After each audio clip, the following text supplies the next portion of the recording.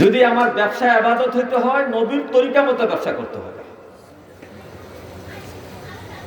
যদি আমার খেতে পাত্রে গৃহস্থী কাজ করা ইবাদতে পরিণত করতে চাই, আমার ধান চাষ, গম চাষ, শাকসবজির উৎপাদন চাষ করা যদি ইবাদতে এটা আনতে চাই, তাহলে নবীর তরিকা মতো আমাকে চাষ করতে হবে।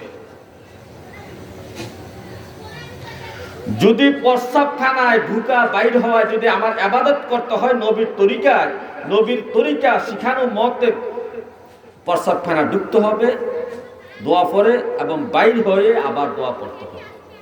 তাইলে প্রস্রাব পায়খানা করাও কি হবে? আশ্চর্য বিষয়। এই জন্যই আমার আল্লাহ বলেন, ওয়ামা খালাকতুল জিন্না ওয়াল ইনসা ইল্লা লিয়াবুদুন। ও আমার বান্দারা, তোমাদেরকে আমি সৃষ্টি করছি শুধু আমার ইবাদত করার জন্য। মুসলমানের 24 ঘন্টায় ইবাদত।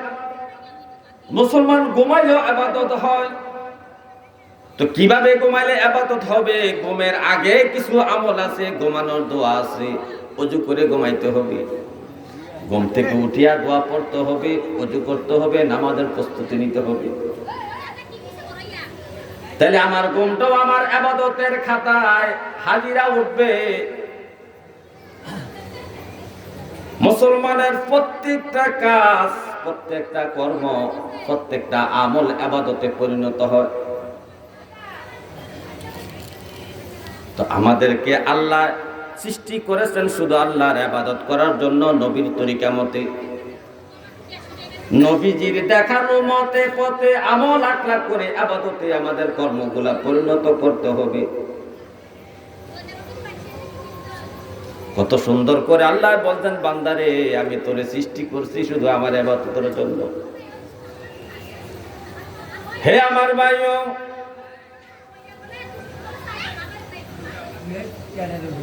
আজকে নতুন একটা কথা শুনে যান।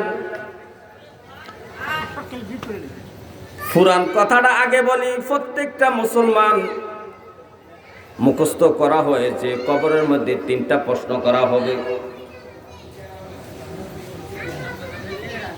মোটামুটি প্রত্যেকটা মানুষ যাদের বুঝ শক্তি আছে, যারা সাবালক হয়েছে, নাবালক থেকে সাবালক হয়েছে, তাদের মধ্যে এই কথাটা বিশ্বাস আছে যে কবরের 3টা প্রশ্ন করা হবে। কিন্তু দুঃখের বিষয়, প্রত্যেকটা মানুষ জানে কবরের 3টা প্রশ্ন করা হবে, কিন্তু এই প্রত্যেকটা মানুষকে হাসরের মাঠে আল্লাহ তাআলা স্বয়ং 5টা প্রশ্ন করবে, এই কথাটা মুসলমান জানে না।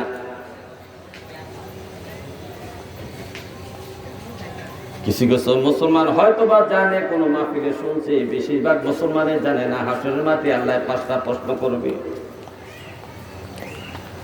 কবরের প্রশ্নগুলা করা হবে ফেরেশতার মাধ্যমে, আর হাসরের মাঠে আল্লাহ স্বয়ং প্রশ্ন করবেন।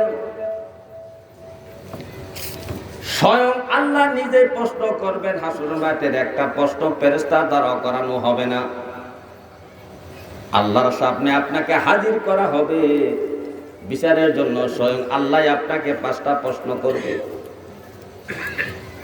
কবরের প্রশ্নগুলা ফেরেশতাই করবে, হাসরের মাঠের প্রশ্ন করবে স্বয়ং আল্লাহ। যে প্রশ্নটা স্বয়ং আল্লাহ করবে, প্রশ্নের গুরুত্বও বেশি।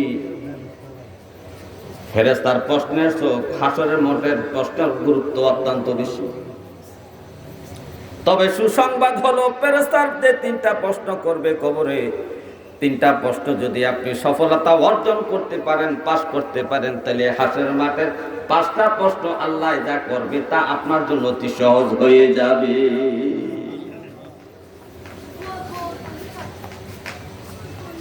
হে আমার ভাইও, হাসরের মাঠের 5টা প্রশ্ন সম্পর্কে তিরমিজি শরীফের মধ্যে আব্দুল্লাহ ইবনে মাসউদ থেকে বর্ণনা করা হয়েছে। স্বয়ং আব্দুল্লাহ ইবনে মাসউদ রাদিয়াল্লাহু তাআলা আনহু হাদিসটা বর্ণনা করতেছেন।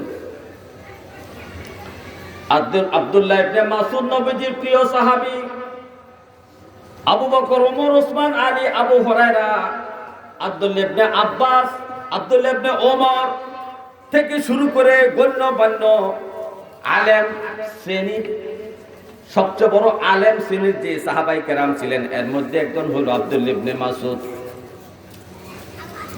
যে আব্দুল্লাহ ইবনে মাসউদ নবীজির খাদেম হিসেবে ছিলেন, নবীজির খেদমত করতেন, নবীজিকে অত্যন্ত ভালোবাসতেন। এই ইসলাম গ্রহণের কারণে এই আব্দুল্লাহ ইবনে মাসউদ অনেক নির্যাতন সহ্য করেছেন। নবীজির সাথে সাথে আব্দুল্লাহ ইবনে মাসউদ থাকতেন। তো যিনি খাদেম হিসেবে নবীজির পাশে থাকতেন, নবীজির পাশে পাশে পিছে পিছে নবীজির ওযু করাইতেন, নবীজির তার নামাজের সময় ডেকে দিতেন, নবীজির নামাজের ব্যবস্থা করতেন, নবীর খাওয়ার ব্যবস্থা করতেন, নবীর বিশ্রামের ব্যবস্থা করতেন। যে আব্দুল্লাহ ইবনে মাসউদ, সে আব্দুল্লাহ ইবনে মাসউদ নবীজির জবান মোবারক থেকে স্বয়ং এই হাদিসটা শুনেছেন। এই হাদিসটা শুনিয়া উনি জগৎবাসীকে জানানোর জন্য হাদিসটা বর্ণনা শুরু করলেন। আব্দুল্লাহ ইবনে মাসউদ বলেন, হে জগতের মানুষ,